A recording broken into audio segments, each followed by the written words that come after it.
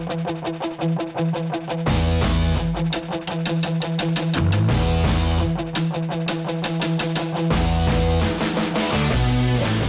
Freo fans, my name is Brett and this is episode 11 of the pre-season show. We've had some huge guests here at the desk over this series and it's about to get a whole lot bigger. We've got a 300 game legend and favourite of the Freo faithful, David Mundy. Welcome to the show. Thank you, thanks for having me. Before we move on, you did have a fibular fracture at the end of last year. It was to your left ankle. Can you tell the fans where you're at? You're looking great in recovery. Yeah, so I've progressed to some off-field running now and it's all going as according to plan. I'm asking the questions and pushing the boundaries, but yeah, it's progressing well. You've had an incredible career and it's by no means over, but filled with so many highlights, goals after the siren, a grand final, being captain, reaching a 300 game milestone. I'd like to know if you could, take a time machine back to one of those moments and relive the feeling of one of those again. What would you say and why? I'd certainly say the first quarter of our prelim final against Sydney in 2013 at Subiaco, we really jumped out of the blocks and the crowd got right behind us really early and it was a really magical moment. You've broken the hearts of Richmond fans twice now with goals at the death. Your sister's actually a Tigers fan. Those goals might live long in the memories of Freo fans, but did it split the Mundy family for a little while? Yeah, I got my sister offside. She was actually at both of those games and they come into the rooms after the games most of the time and she refused to talk to me on those occasions, but yeah, she's ultimately got the last laugh, I guess. So were you a Richmond fan growing up? How did she become a Tigers fan? No, I'm not sure about her transition, but we were a bit of a mixed bunch growing up, but I supported Geelong. After 15 years playing in the AFL system, it means you find yourself as a senior player in a team with an equal second youngest average age across the AFL as of the start of this year. What does that feel like? Yeah, I'm certainly destroying that average a little bit. I think we'd be a bit lower without me there as well. But yeah, it's a big time of transition within the club, just in general, and certainly with our playing list over the last few years. We've seen some of the fruits of those labours coming through with some glimpses of some real good potential. And hopefully that continues to grow. And as a team, we can get our on-field and off-field kind of chemistry and cohesion together and result in some good wins. With our most recent draft crop, so many of our draftees have made the move to Perth over east. You did the exact same thing back in 2003. Can you talk to your experience of moving over here as a young man, and have you been able to impart some wisdom on some of the young boys coming through now?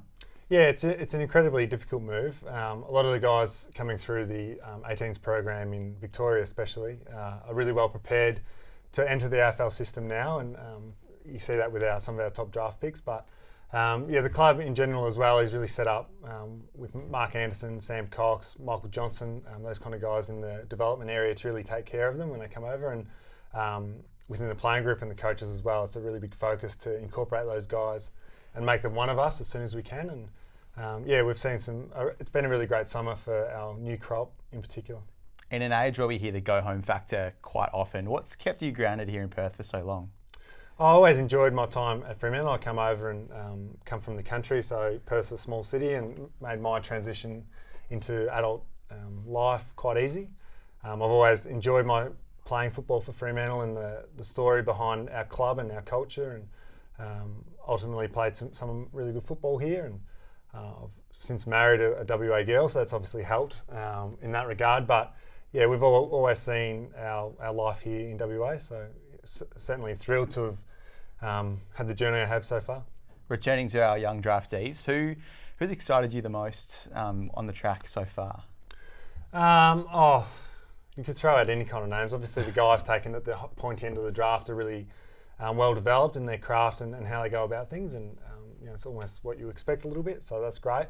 I think guys like Michael Frederick and Jarvis Pinner, who were taken in a bit later in the draft and then in the rookie draft, have come in and have the right kind of mindset and work ethic to really make a good go of it.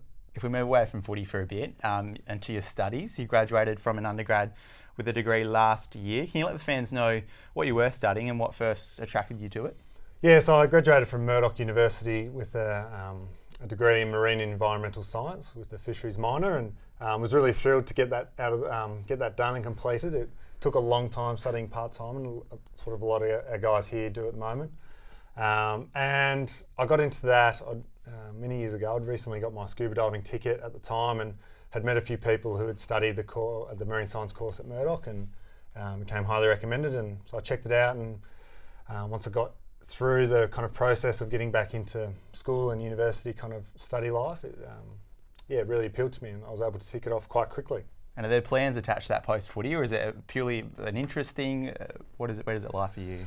Yeah, so and I'm currently enrolled in an honours program with the Marine Science department now at Murdoch as well. So hopefully post-football something comes of it. I'm incredibly unmotivated or don't have much direction outside of football and trying to succeed here at the moment, but I'm looking through those avenues. Every week on social media, we open up the opportunity for the fans to send in the questions that they'd like to ask. First cab off the rank, Dave. This fan wants to know, what is your biggest motivation going into the 2020 season? To continue the growth that we've seen with the revitalisation of our group and our club in general. I think Justin Longmuir coming in particular has been a really great breath of fresh air for a lot of people, and we've had a whole new big cohort of guys come in, and hopefully we can get it together on field and tick some boxes there. Pretty simple one next up. Palmy or Palmer? Palmer. Palmer. Yeah, absolutely. Our next fan asks, how's the fishing going during rehab? We've talked a little bit about the fishing, but how's that going? Yeah, good. My 6-year-old and 5-year-old soon are mad keen to go out fishing, so we're quite often just in the river casting nets. We haven't actually caught much, but I don't think that's the actual point. This fan asks, do you have any footy superstitions, and what is on your pro-game playlist? No, I don't have any superstitions. I'm fairly free with my preparation. I don't like to be confined by having to do things in a certain way or anything. And my playlist is a little bit varied, I would say. It's got a lot of different stuff on there, but and again, I don't really have a set playlist. Life after footy. We talked about your degree, but this fan wants to know, do you see plans for coaching at any point post-footy, or is it still a bit early to tell? Yeah, possibly. The more I'm in football, the more I feel like it's going to university to become a doctor or whatever for 15 years, and you get to the end of it and you don't become a doctor or something. So I feel like having been in the system for so long and understand my aspect of it, it would be nice to get a bit of a glimpse behind the curtain, possibly. I love this last question. Dave, do you have a favourite Matthew Pavlich moment? There are a few. It comes up in Pav's highlights a fair bit, but there was a mark that he took against Sydney at the SCG, and I actually wasn't playing in that game, but he comes over the top and takes this incredible mark and gets his legs taken out of him, and his nose hits the deck at the SCG. And I remember when Peter Bell was playing, he made a bit of a joke of it and said that the divot of Pav's nose is still in the SCG. They haven't been able to fill it in yet. So that's an absolute favourite. You captained the season in between Pav and Fife. Was there anything from Pav's captaincy that sort of influenced you in your captaincy? No, I think I was heavily motivated in how I go about things with Matthew. He's a captain of mine for so long and did it really well, and was obviously a great player, and he's moved on to be a great friend. So I was heavily influenced with the way that Matthew captained and went about his business. And we touched on it a little earlier, but can we rewind to Monday 300, your 300th game? I don't know if I've ever heard the Optus Stadium crowd louder than when you kick those 2 goals. Some time's elapsed since, and I hope you've had some time to reflect. When you look back at that entire week and that game itself, what are those memories and those feelings for you?